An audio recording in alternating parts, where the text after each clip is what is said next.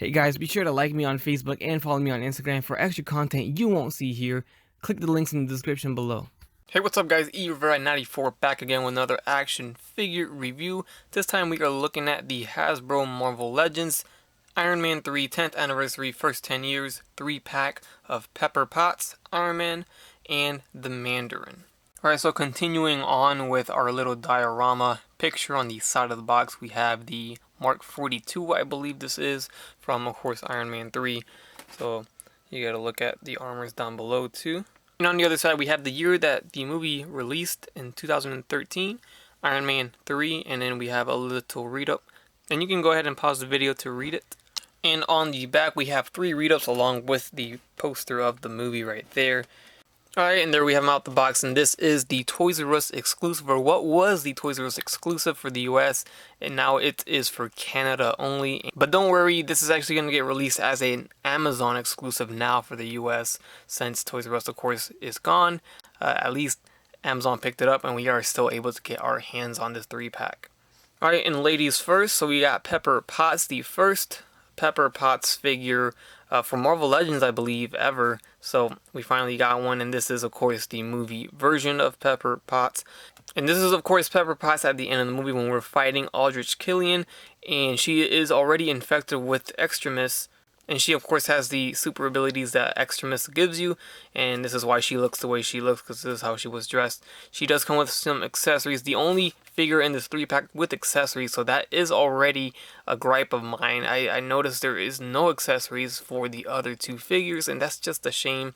I've mentioned this before, these figures are already a little bit more than regular price, so you know, I wish they gave us a little bit more with them. Just a little bit more would have been nice for the money that we're paying.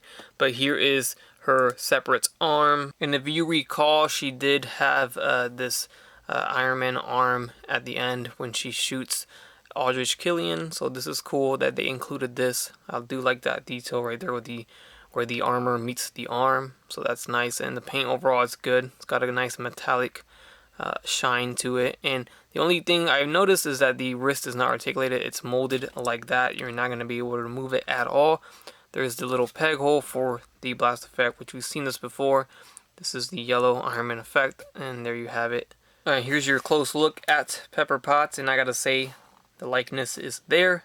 Of course, going back to the face scan technology that they're using now for their Marvel Legends, it's really working.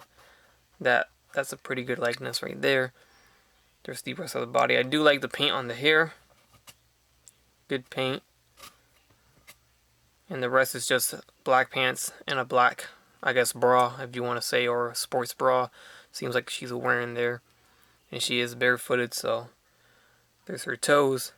Alright, so the CEO of Stark Industries is going to move her head left and right. It is on a bar jointed hinge. You're not going to be able to look up that much, but it does look up a little bit. Of course, it's because of the hair. And then looking down is not a problem. Very good range there.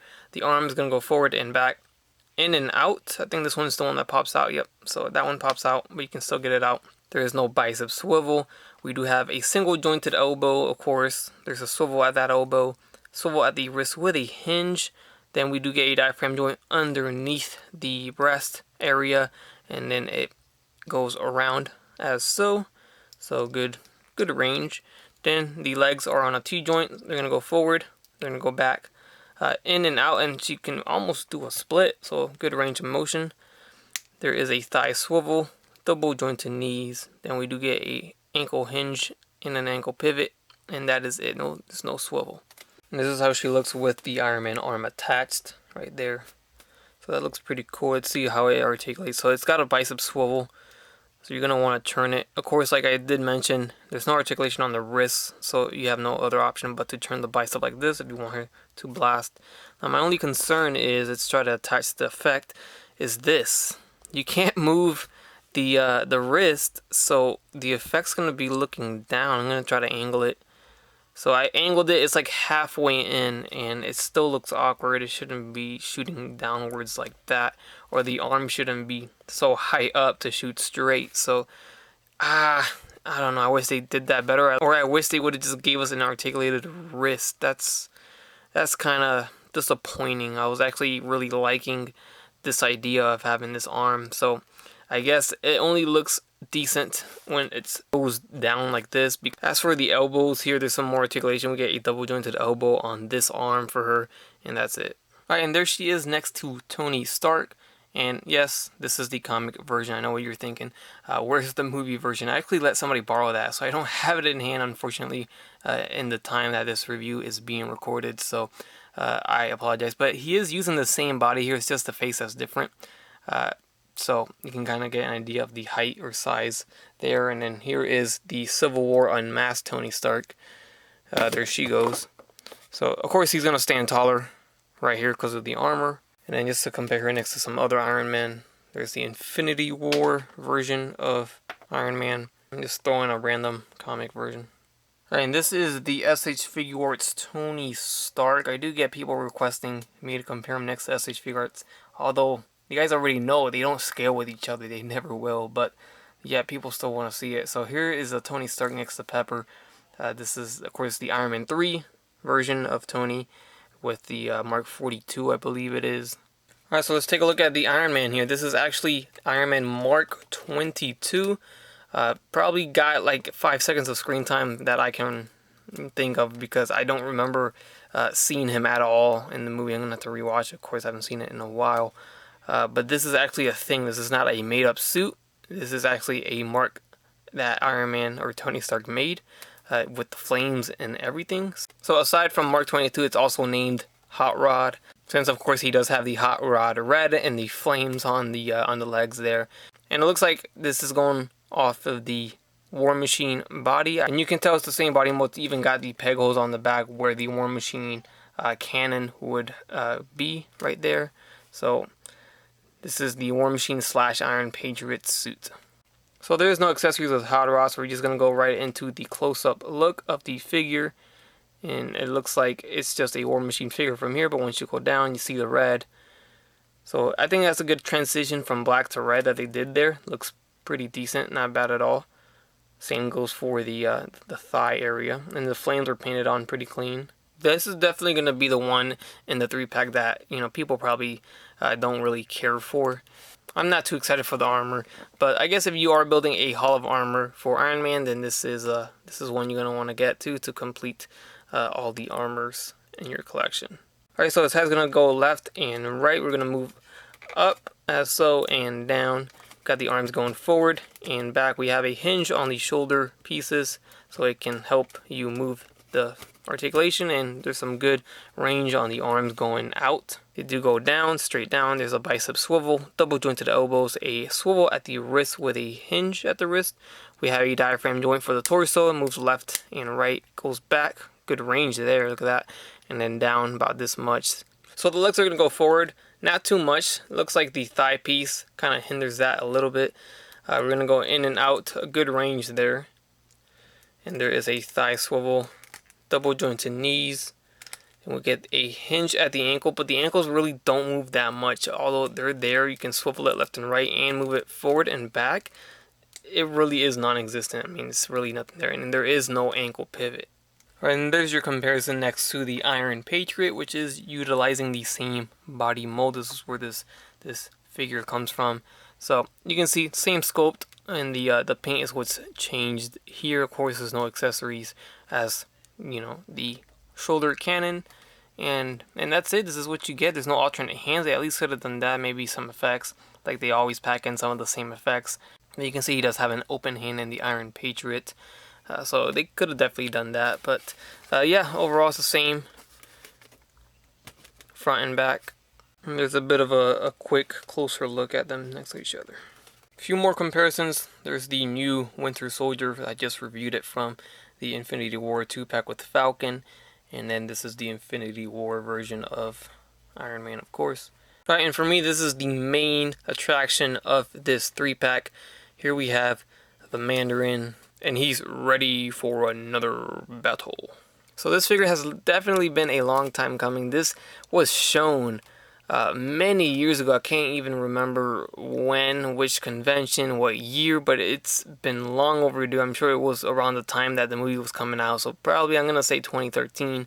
and it never got released. So crazy, insane, you know, and they released the movie figures and they don't release the antagonist of the movie, or one of them, I guess, or what we thought was going to be the antagonist of the movie.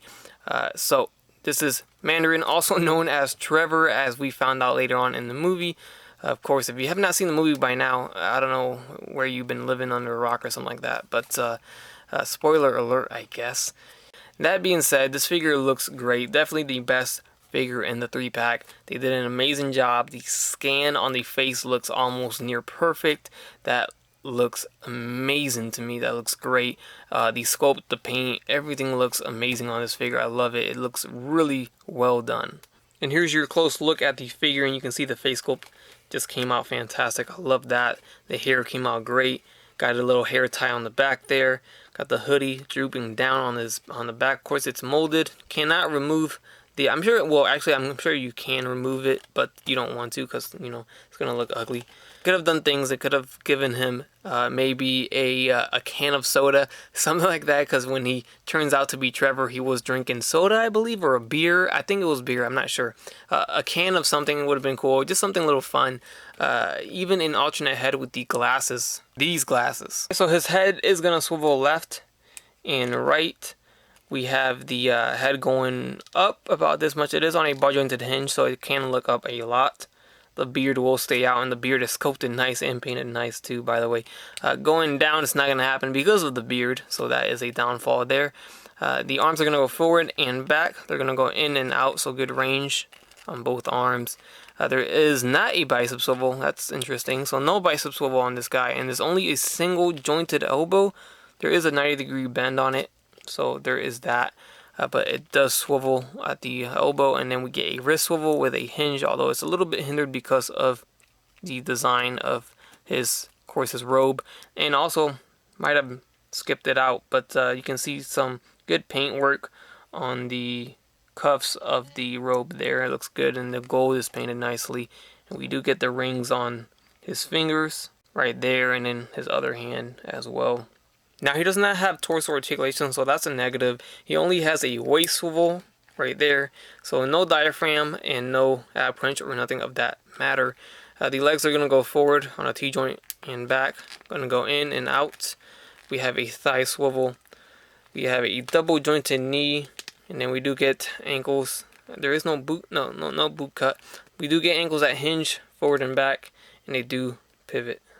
Alright, and here's your first comparison. We got him next to the Toy Biz version of the comic Mandarin, which is the only Mandarin that I have right now. So, pretty cool. You can see the big difference between the comic and the movie version. And that being said, there he goes. I think it's time for Hasbro to make a comic Mandarin. You know, I don't think they ever took a shot at it. So I think it's time for that. So hopefully soon we do get a comic version of Mandarin from Hasbro. There is, of course, the Infinity War Iron Man once again. And movie, Tony Stark. Of course, this is the SH Figuarts version, so scale a little bit shorter. There's business suit Tony. Alright, and there he is next to the rest of the 3-pack here.